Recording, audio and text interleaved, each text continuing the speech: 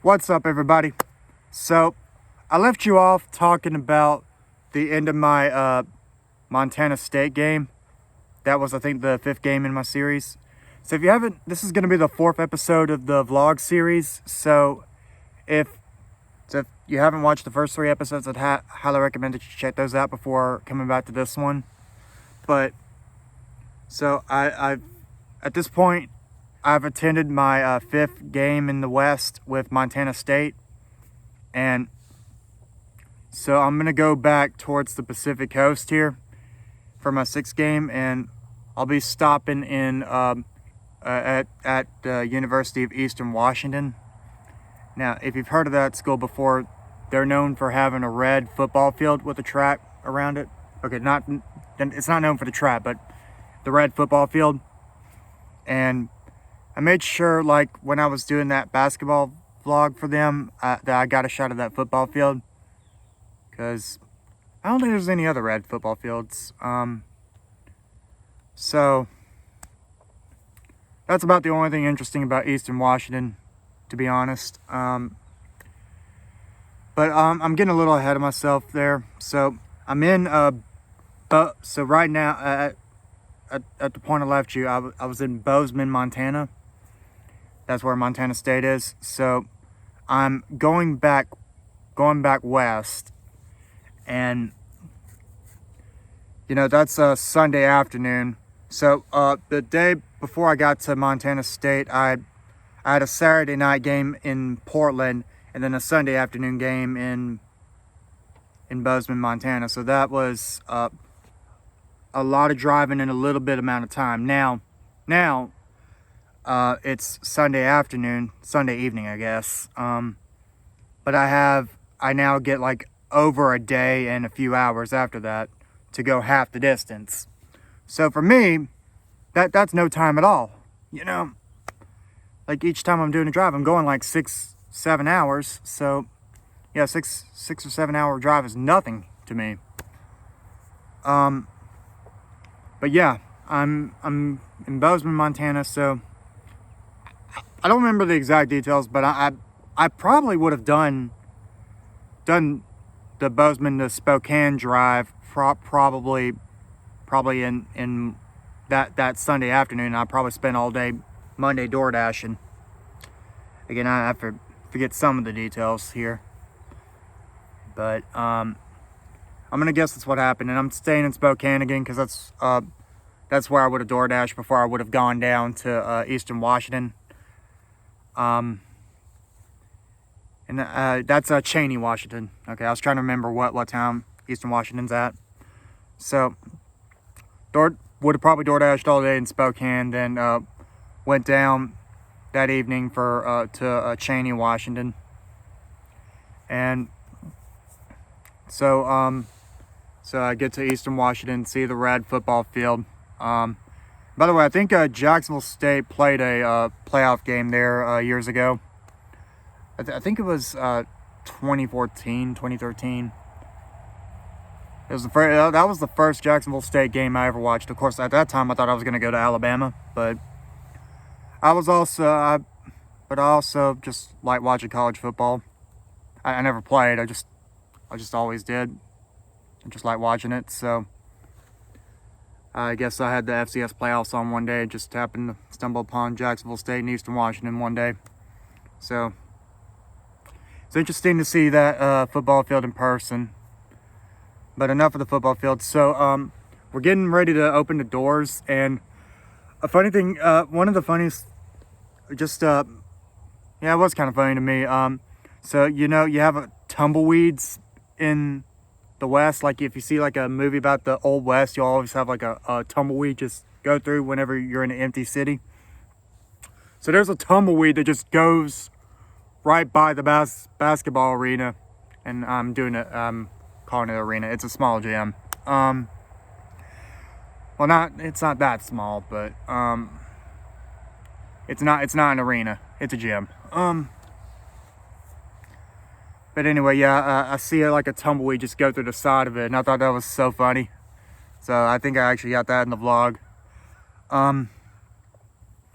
But yeah, then I go inside go inside the gym, and I think this is like the first time I start like thinking I can move. Like I could sit in different parts of the arena if I wanted to. Like if it's a mostly empty games, and most of the games I'm attending are going to be mostly empty, because I'm a cheapskate. I'm trying to get cheap tickets to cheap games. But in this game, I don't do that during a game because, yeah, there's fans in the lower section, but then there's like upper level, like, yeah, there's seats in the lower level, and then, but the upper level has telescoping bleachers, but they're like wooden. So, I think it's just me and like one other dude that sits up there the whole game, and I just like the vantage point better than I did down below, so that's why I sat up there. And like in a lot of cases, like if I'm in that situation, I'll still like sit. If I have like a really good vantage point up high, I prefer to be higher up than right by the court, because I just feel like I get a really good vantage point of the whole court. Whereas if I'm like right next to the court, then my view is distorted. But yeah, I know Eastern Washington won that game handily. They were playing some non-D1 school, and that's going to be the case for a lot of these games early on. But yeah, Eastern Washington. Let's see. I'm trying to think if there's anything interesting. Can't think of anything, honestly. I will say, because Gonzaga tickets are impossible to get. I imagine like a lot of, well, most people would probably would have gone to Washington State. But I think Eastern Washington's a little closer to Spokane than Pullman is. So they may have had some fans that want to see Division I basketball go to those games. So I think that just about covers Eastern Washington. Small town. Hate to say it, not much to it. All right, so I will move on to the next game, which ended up being Portland State, I believe. Yeah, it was Portland State. But I'm on my way to Portland State, so I'm still in Eastern Washington. Get some rest that morning. Then the next day I'm driving over to I'm driving over to Portland. So on my way there, I get pulled over, and I totally deserved it. I don't remember what exactly I was doing. I wasn't texting. I was definitely on my phone. I was definitely in the wrong here. Don't do what I was doing. And I wouldn't be editing a video, but I guess I probably would have been editing something on YouTube. Maybe adding a description. It was highly dangerous to me. I don't. This is more dangerous than texting and driving what I did. Yeah, but I'm on boring roads at this point. I feel like I'm comfortable with these roads now, so I get a little too cocky there. And I was rightfully pulled over by the Washington troopers. Gave me a ticket. He was like, "You know how long you were doing that?" I'm like, "Too long." He's like, "What were you texting?" I was like, "Well, it's probably don't want to explain that." Because I didn't want to explain that I was actually editing a video, not texting. And yeah, I took my $200 ticket there. I earned that one. I'm not going to complain about it. Excuse me. Never did that again. Yeah, I could have. Yeah, if I could have killed some people. So don't edit videos while driving, and don't edit YouTube. Don't add YouTube descriptions while driving. You deserve a ticket if you do that, and hopefully you don't kill someone doing that. But yeah, I felt like I needed to say that. Yeah, that was a cardinal sin I committed while I was on that tour. So enough of that. So that would have been middle of Washington, and I'm not exactly sure when that happened, but I'm guessing. I'm guessing it was on this part of the drive. So, all right. So that'll be what I say about that. So now I'm going back. So I'm going towards Portland, Oregon, and now I got to make up some money door dashing. So, and this will be the last time I'm in Portland, Oregon, because well, actually no, I take that back. I'm going back to Seattle one more time. Never mind. But I do think this probably will be the last. I wonder if this will be the last time I'm in Portland. I'll have to look back. I'll have to look back and see. Definitely the last time I'm going to a game in Portland. Because there's only 2 of them, and I already saw Oregon. Okay, so I'm getting ahead of myself here. Okay, that's what's happening. I'm getting ahead of myself. So I'm in Portland. So going to Portland, DoorDash, and then I would have gone south to Corvallis to see the. Was it Corvallis? Wait a minute. I want to see if I got the order wrong. No. Okay, this is Portland. No, I'm going to Portland State. Okay, I remember now.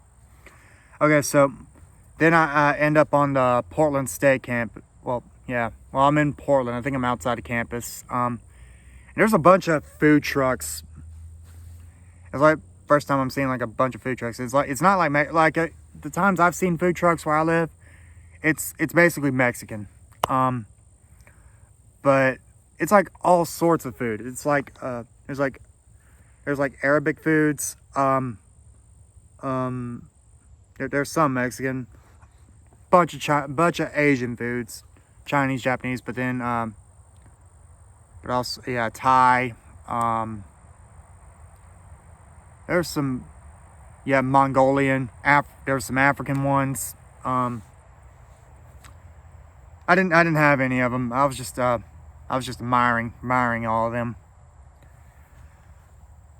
But another thing I did while I was in Portland, because I was doing Portland State that day, I wanted to see Providence Park because, well, the reason I justified it was because that's where the Portland State Vikings play their football games. But it's more known for the home of soccer's Portland Timbers. And it used to be a baseball field back in the day.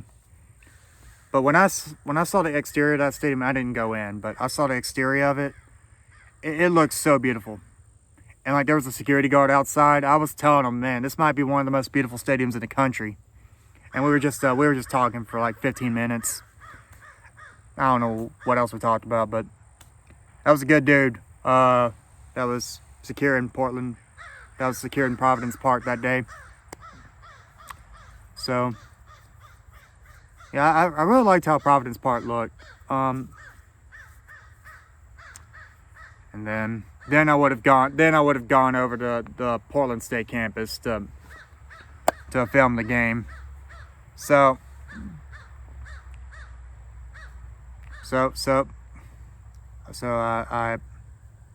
I go into the Viking Pavilion, and it's a newer arena, and I could tell it's new. You can. These new arenas, typically what happens with a new arena is it's built so that you can see the court right when you walk in. Like in an older arena, you just have like little passageways to walk in and out. But in newer arenas, like it's all open. So, and so I definitely see that design in Viking Pavilion, and scoreboard's new, the court's new. There was one annoying thing I noticed about it when I was there. Their sponsor board only held like 4 sponsors, but they only had 3 of them. So that meant there was like a one space where there was nothing there. It was just light showing. And that bothered me that whole time I was there. It's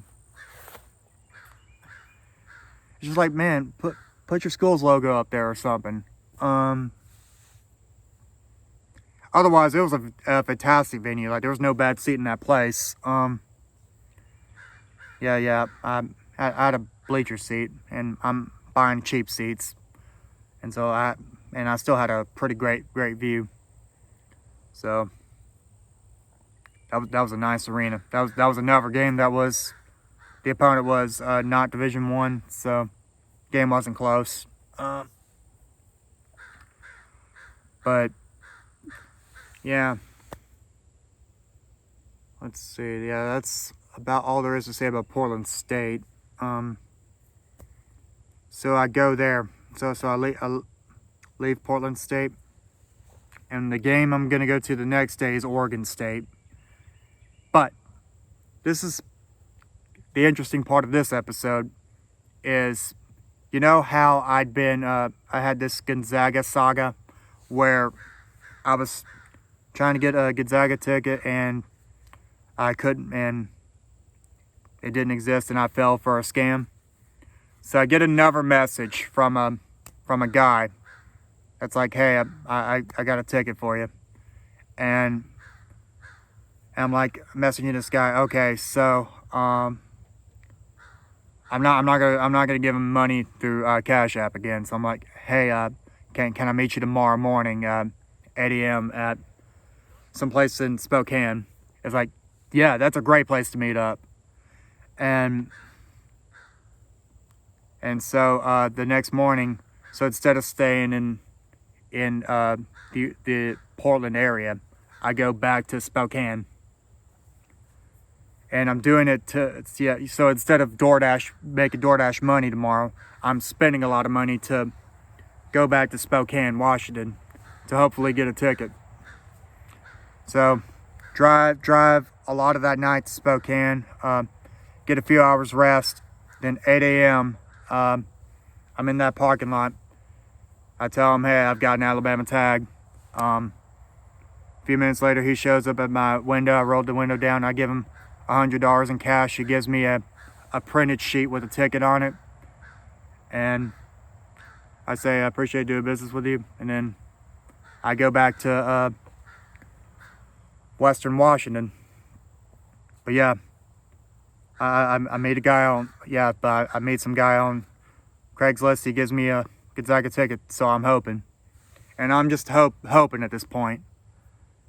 For all I know, I've been scammed again here. But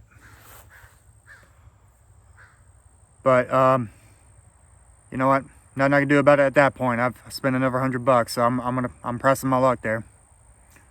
So anyway, because it is what it is at that point, I'm gonna go back to doing my tour. So I go back across Oregon and back across Washington and Oregon to go to Oregon State and Corvallis.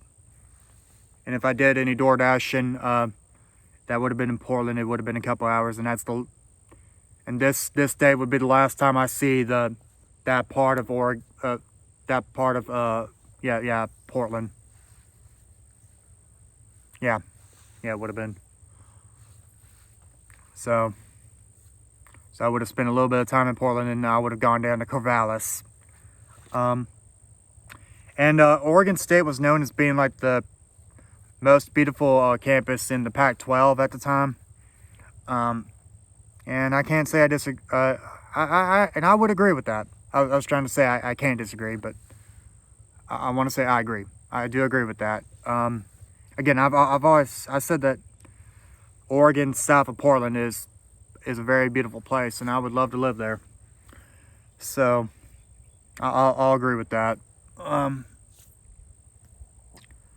So I go to an Oregon State game, and they're playing the Samford Bulldogs, which is a team in Birmingham, Alabama. Well, Homewood, Alabama, but it's really Birmingham. Well, I think it's Birmingham.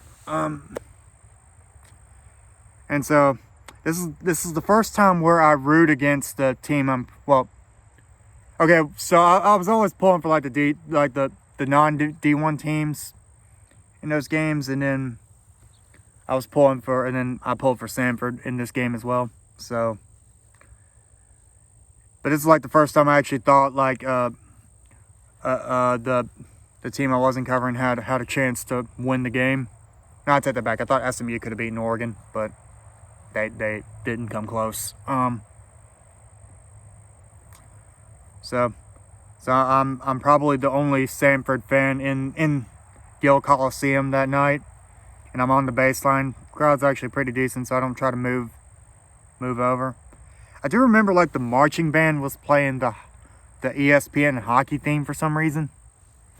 Like I thought if you're gonna play a sports thing, you'd play like Round Ball Rock or the NBA on TNT or March Madness theme, but they decided to play the ESPN hockey theme, which I told my brother about that, and yeah, he got a kick out of that. But this Oregon State game is going to be the first competitive game that I'm covering here, and I think there was a buzzer beater at the end of the first half. It was either a buzzer beater or it got called off. I don't remember. But it was a back and forth game, and then towards the end, Samford has the lead with a few seconds. I think Oregon State does get a shot off, but Oregon State misses it, and the crowd goes silent. I can't believe it. Samford, I think, upset Oregon State. And I was just so amazed by that because like I'd seen blowout after blowout after blowout, and I finally got a really good game. And a game that came right down to the last shot. So I was really pumped leaving Gill Coliseum that day, even though it wasn't a good night for Oregon State. Also, I think Oregon State, was it the year prior to that they made a run in the tournament? I thought they made a run in the tournament at some point recently. I have to go back and look. I might be crazy there. But the point is, the Samford Bulldogs go into Corvallis and beat Oregon State that night, and I was happy about it because every institution other than Auburn or to a lesser extent Troy is going to be a university I pull for. So anyway. So like when I'm doing my outro of the game, I'm like, this is so amazing. This is why we love sports. Moments like that. And yeah, I was just so happy leaving Gill Coliseum that night. So that ends the Corvallis episode. And that means with that game being over, I've now attended all 4 of the arenas in the state of Oregon. Let me triple check at this point. That's right.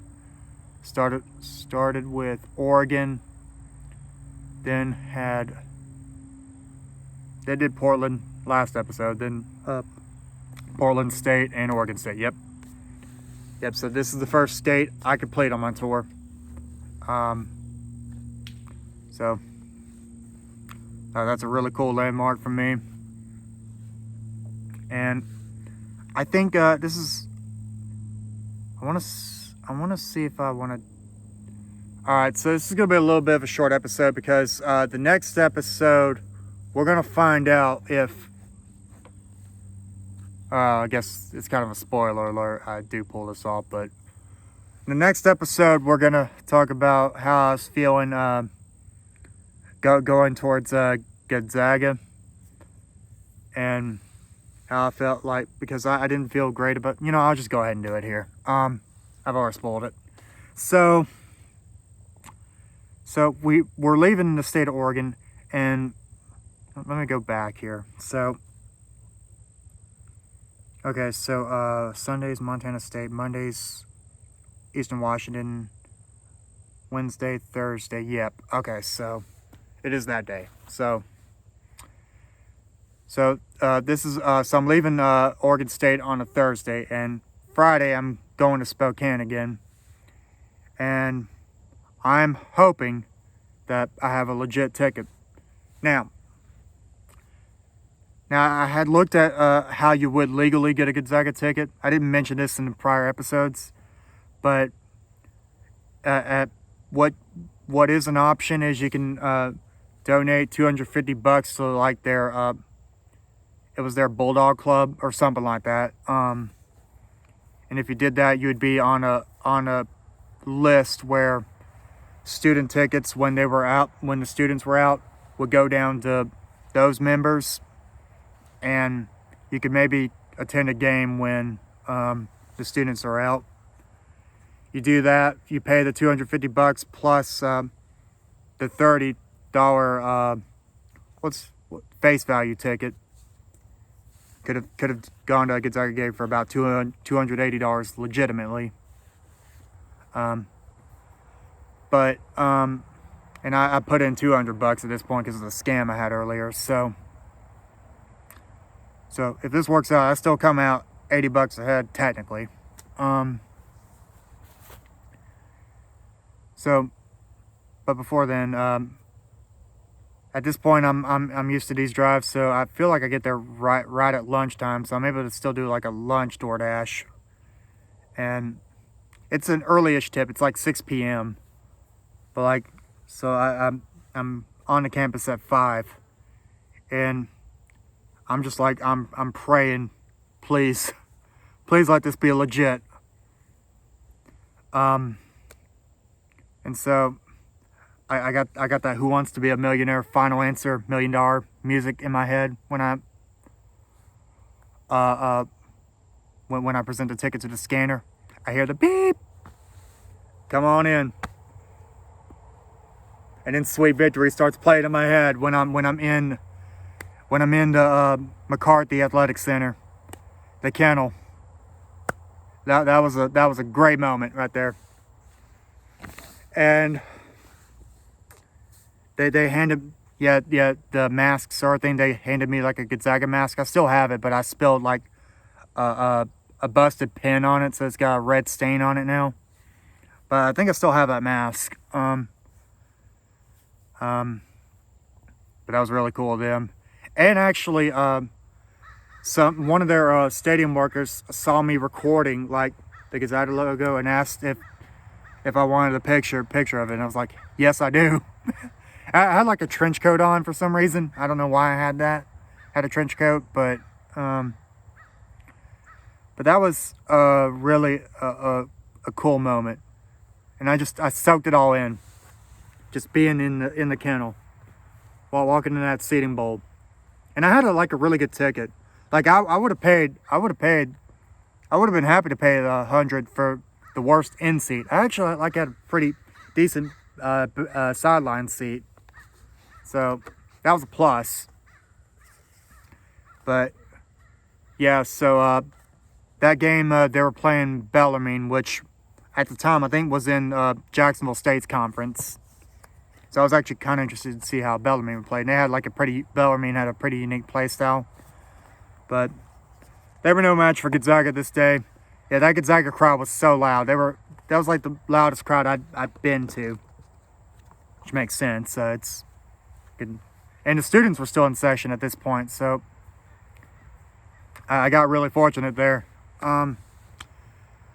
So years after I stopped this basketball tour, some guys suggested that I didn't play music during my videos anymore, and I kind of wish I heeded that advice then, because in that video I made, I have that music's kind of distorting the atmosphere that was there, because it was a great atmosphere, and the music I was playing there was kind of ruins that a little bit. So I didn't do the best job of getting the atmosphere in the pregame. Hopefully I got it during the game. That was really cool. And that's an experience most people in Spokane never get to have. Most people that follow Gonzaga basketball never get to have it, and I had it once. So if there's any privilege I've had doing this trip, that has to be like the top privilege I've had, was attending a game at the kennel. yeah, Gonzaga ran away with it. I yeah, but that didn't really matter. Great atmosphere. And I mean, and if those tickets were on the secondary market, because it's a 6,000 seat arena, it's probably I wouldn't be surprised if that ticket was like $300, just on the secondary market, probably more than that. I mean, Gonzaga had made several Sweet 16s at that point, and Sweet 16's hard to make year after year after year. So, yeah, that was a privilege right there. So I think that's where I'm gonna stop this video. Having miraculously attended a Gonzaga game, and so everything, I'm on cloud 9 on this tour right now. And in the next episode, it's gonna get, I'm gonna have like a personal moment, but I'll let that marinate for the next episode. So I'll see you next time. Thanks for watching.